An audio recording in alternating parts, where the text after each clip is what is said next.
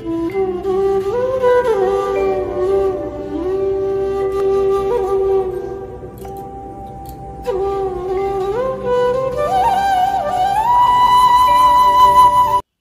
Everyone, good morning. সবাই কেমন আছো? আশা করছি সবাই খুব ভালো আছো, সুস্থ আছো। আমরাও ভালো আছি। আজকে সকালটা ঠিক শুরু হলো এখন থেকে। এখন হচ্ছে এই ভোর 7:30। আমাদের কাছে ভোর, কারণ আমাদের রাত্রে শুতে শুতে 1:30 হয়ে যায়। আর এখন আমি ঘুম থেকে উঠলাম, উঠেই নাইটিটা চেঞ্জ করেই যাচ্ছি ছাদে। আজকে হচ্ছে একটা স্পেশাল দিন। স্পেশাল দিন বলতে আজকে আমাদের এখানে বড় শীতলা বাড়িতে শীতলা পুজো হচ্ছে।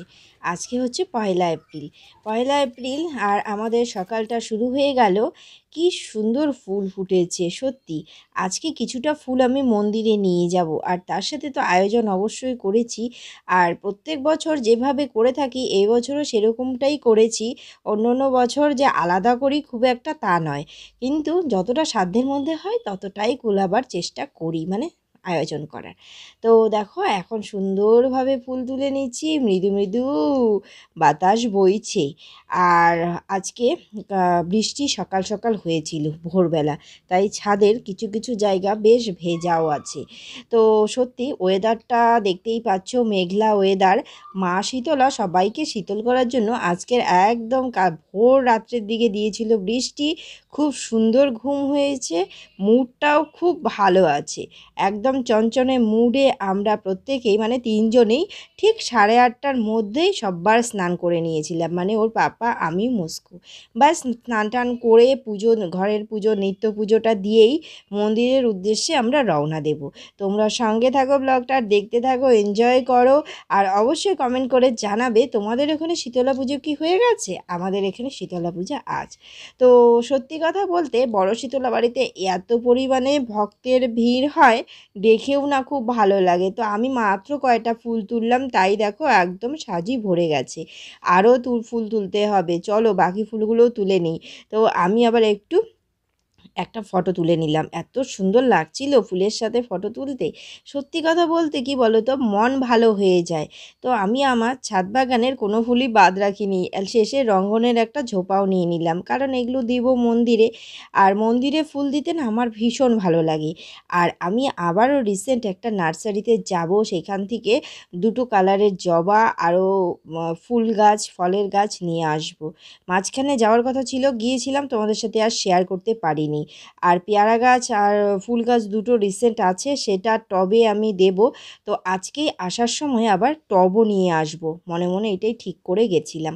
তো দেখো গাইস, কত সুন্দর নীলকণ্ঠ ফুটেছে। তো চলো আমি এগুলো ঘরে রেখে আসছি। আর দেখছি মেয়ে হঠাৎ ঘুম থেকে উঠে দেখো প্যাম্পাস পরেই চলে এসছে, কাউকে ডাকেনি। আগে ছোট থাকতে ডাকতো, আমার মা কোথায় গেল, বাবা কোথায় গেল, বাট এখন ও আর ডাকে না। এখন সোজাসুজি গটগট করে করে ছাদে চলে আসে। এটা কিন্তু আমাদের জন্য একটা ভীষণ টেনশন হয়ে যাচ্ছে। ছাদের দুপাশে রেলিং নেই, আর এই সিঁড়িতেও রেলিং নেই, যদি বাই চান্স ও পড়ে যায়। তো যা হোক, ওকে বোঝাবার চেষ্টা করছি যে বাবা তুমি এভাবে গটগট করে চলে আসবে না, তুমি ডাকবে। কিন্তু ওই বাচ্চারা নিজেদেরকে একটু বড় ভাবছে, তো ও বড় হয়ে গেছে। তো চলো আমি এগুলো রেখে আসি। আর কালকের কিছুটা কাপড় আছে, তো কালকেও ওয়েদারটা খুব খারাপ ছিল জন্য জামা কাপড়গুলো ভালোভাবে শুকায়নি। সেই অর্ধেক ভেজা অর্ধেক শুকনো জামা কাপড়গুলো মেলে দিই। আর মেলে দিয়ে আজকে আমাদের ব্রেকফাস্টে কোনোই ঝামেলা নেই, মানে ব্রেকফাস্টে কোনো রকম কোনো ঝামেলাই করব না, কারণ আমরা উনান ধরাচ্ছি না। উনান বলতে উনানটাই চলে আসে, মানে গ্যাস ধরাবো না। আর যা আছে আর কি চিড়ে ছাতু ছাতু দিয়েই সবাই খেয়ে নেবে। আর আমি তো পুরো উপাস, আমি শুধু একটু জল খেয়েছিলাম। আর স্নানের আগে, তারপরে জলও খাইনি, একদম মন্দিরে যাব। তো এইভাবেই আমার দিনটা আজকে শুরু হলো। আর তোমাদেরকে বলতে বলতে অনেকটা কাজকর্ম আমার এগিয়েও গেল। তো চলো ঝটাপট করে আমি জামা কাপড়গুলো আগে মেলে নিই।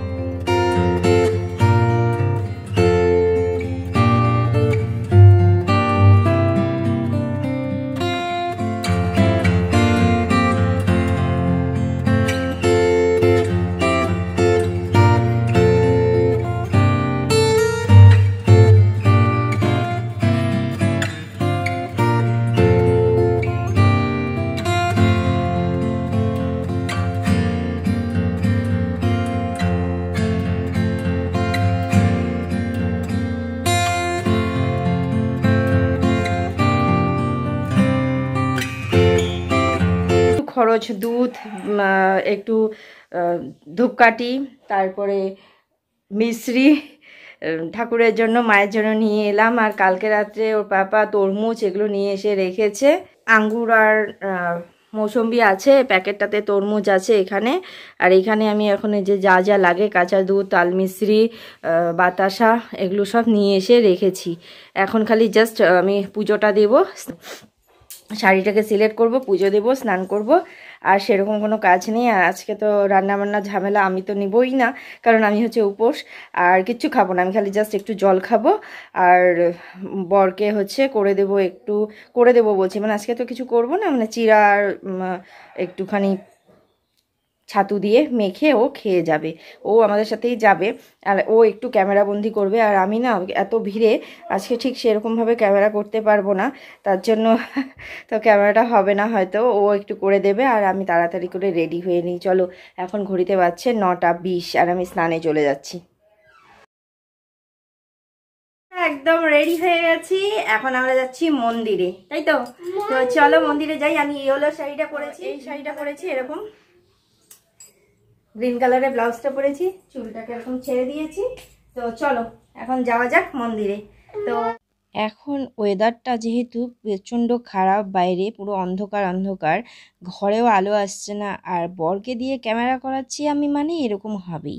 ওকে যতই ভালোভাবে বুঝিয়ে দিই আমি যে এভাবে এভাবে করবে, ও মানে ক্যামেরা করতে গেলে জানি না, ক্যামেরা বলে অন্ধকার হয়ে যায়। আলো বাড়াতে বলছি তবুও শুনছে না। যা হোক, চলো নিজের গায়ে গঙ্গাজল ছিটিয়ে, আমি সব কিছুতে গঙ্গাজল ছিটিয়ে একদম রেডি মন্দিরের উদ্দেশ্যে যাওয়ার জন্য। ঘড়িতে এখন 10:05 আর আমরা একদম প্রত্যেকেই তিনজনেই বেরিয়ে পড়ছি। আর ওর পাপা মেয়েকে নিয়ে হচ্ছে ভীষণ অস্থির, মেয়েকে সামলাবে না ক্যামেরা সামলাবে। আর ওর একটু প্রবলেম আছে, ক্যামেরা করতে একটু ভীষণ লজ্জাবোধ করে, চায় না বইয়ের ক্যামেরা করে দিতে, কিন্তু কিছুতেই বোঝে না যে আমি আমার বন্ধুদের জন্য কিছুটা ভিডিও তো ক্লিপ আমি শ্যুট করবই। দেখতে দেখতে মন্দিরে চলে এসেছি, আর এখানে সন্দেশ বিক্রি হচ্ছে। আর বরকে দেখিয়ে দিচ্ছি যে তুমি তো ভিডিওটাই অন করনি। তো সর্বত্র আমার সাথে এরকমটাই করে, যখনই দেখবে ভিডিও শ্যুট করতে বলি, পরে বাড়িতে এসে দেখি ভিডিও আর শ্যুট হয় না। যা হোক, দেখো আমি সন্দেশ নিয়ে দিচ্ছি। আর প্রত্যেকবার আমি এইখানে এসেই সন্দেশটা কিনি, আগে থেকে সন্দেশটা নিয়ে আসি না, মানে বাসি সন্দেশটা আমি দেই না। তো যদিও ওনারা আগের দিনেই সব করে, কিন্তু বাড়িতে আমি এনে রাখি না, এরকম মন্দির দালানের সামনে থেকে সন্দেশ আমি কিনে নিই। সন্দেশ কেনা হয়ে গেল, আর ফল দিয়ে দেব, আর বাতাসা মিষ্টিটা দিয়ে দিব, ব্যাস। আর ধূপকাঠি আর মোম এগুলো ঠাকুরের ওখানে সব দিয়ে দেব, কারণ জ্বালানোর ব্যবস্থা নেই, জ্বালাতে দিবে না। আসলে এত লোকের সমাগম, সেখানে যদি ধূপকাঠি মোম ধরাতে দেয় তাহলে একটু বড্ড রিস্কের ব্যাপার হয়ে যায়, এই জন্য। আর এই মেয়েটি সামনে দিয়ে গেল, ভীষণ কাঁদতে কাঁদতে যাচ্ছে। তো হ্যান্ডিক্যাপ বেচারি, তো ওই মেয়েটাকে দেখে না মনটা আমার ভীষণ খারাপ হয়ে গেল, ভীষণ ভারাক্রান্ত হয়ে গেল, যে এরকম মানুষ দেখলেই স্বাভাবিক মনটা কিন্তু খারাপ হয়ে যায়। তারপরে আবার সে কাঁদতে কাঁদতে যাচ্ছে। মনটা না আমার মন্দিরে ঢুকতেই কীরকম জানি হয়ে গেল, যে কেন সে আজকে কান্নাকাটি করছে, কেউ কিছু বলেছে কি না, এই কথাগুলো আমার মাথায় ঘোরাফেরা করছিল, যে মানুষকে আঘাত দিয়ে না কথা বলাটা উচিত না। হয়তো কেউ কিছু বলেছিল জন্যই ও কাঁদতে কাঁদতে চলে যাচ্ছে, বা পড়ে গেছিলো, এরকম একটা ব্যাপার হবে। যা হোক, মাথায় এই টেনশন করতে করতে আমি চলে গেলাম ফল দিতে। এখানে ফলের স্লিপ দিবে, ফলগুলো দিয়ে দেবো, এখান থেকে স্লিপটা কালেক্ট করে নিয়েই চলে যাব এখন সন্দেশের কাউন্টারে। সন্দেশটাকে জমা দিয়ে আমি আবার ঠাকুরের যে বিশাল প্রচণ্ড লাইন পড়েছে, সেই লাইনটা তোমাদেরকে দেখাতে পারিনি, কারণ বরের কাছে ছিল মোবাইলটা। প্রচুর, মানে প্রায় মানে কি বলবো তোমাদেরকে, 15-20 মিনিটের হাঁটা পথ, মানে অতটা লাইনে আমাকে দাঁড়াতে হয়েছিল, যে পুরনো ঠাকুরটাকে সিঁদুর ছোঁয়া মানে সিঁদুর ছোঁয়ানোর জন্য। তো আমি এখন লাইনে চলে যাচ্ছি। তারপরে আর ও এত ভিড়ের মধ্যে মেয়েকে নিয়ে পারলো না হাঁটতে। এই ঠাকুরটাকে লাইনে ছোঁয়াতে গিয়ে আমাদেরকে প্রচুর, মানে অনেকটা দূর দাঁড়াতে হয়েছে। কিন্তু একটা দিন ঠাকুরের জন্য তো কষ্ট করবই।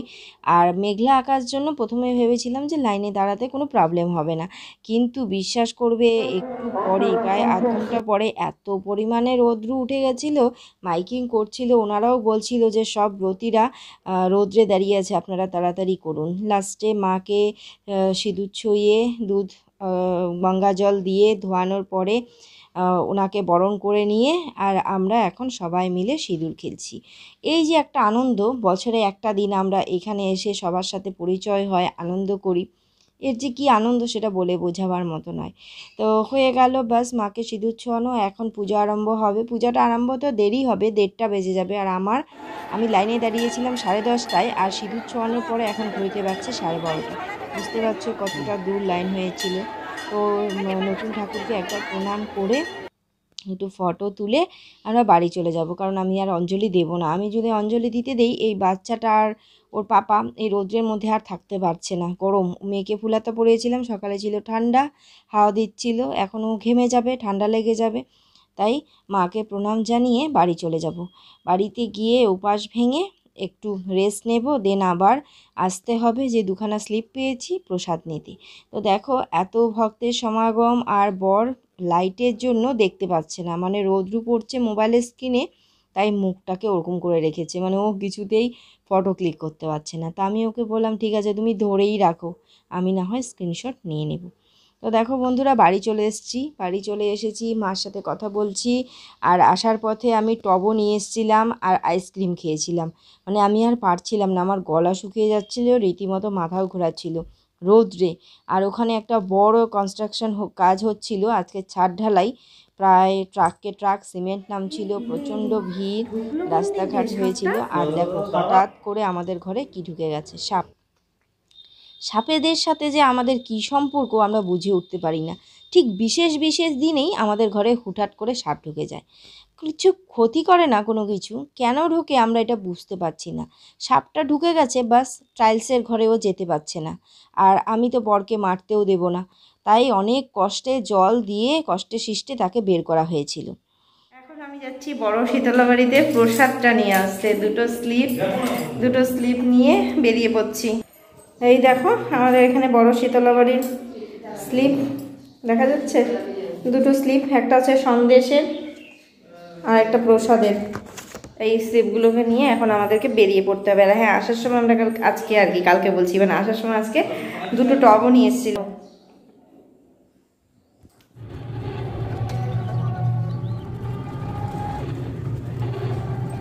প্রথমে তো ভেবেছিলাম যে দুজনেই যাব, তারপরে ওর পাপাকে বললাম তুমি রেস্ট নাও, এই জাস্ট কিছুক্ষণ আগেই আমরা মন্দির থেকে গেলাম, আমি একাই চলে যাচ্ছি, একাই প্রসাদ নিয়ে চলে আসতে পারবো। সর্বস্বার্থে হরে দেবী নারায়ণে নমস্তে।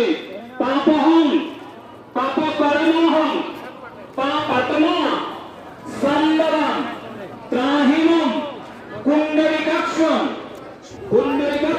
সর্বপাপ হর হরি তস্মিন তুষ্টে জগৎতুষ্ট প্রেমিতে। কিছুক্ষণের মধ্যে মন্দিরের পুজোও শেষ হয়ে গেল, বাড়ি চলে এসেছি। আর দেখো প্রসাদ নিয়ে এসেছি, ডাব, তরমুজ, সন্দেশ।